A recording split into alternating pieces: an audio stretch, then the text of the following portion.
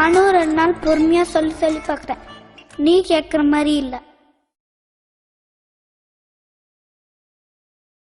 அதான் உன் wifi kidnap பண்ணிட்டேன்.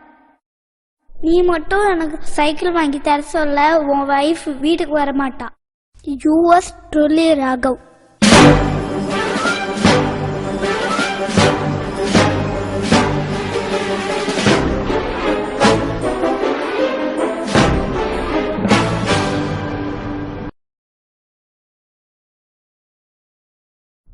சுழன்றும் ஏற்பின்னது உலகம், அதனால் உழன்றும் உழவே தலை. திருவள்ளுவர் இங்க என்ன சொல்றாரு?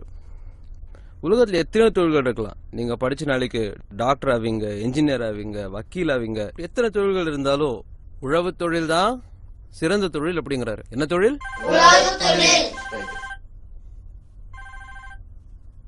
அத படிச்சிட்டு இருங்க இப்போ.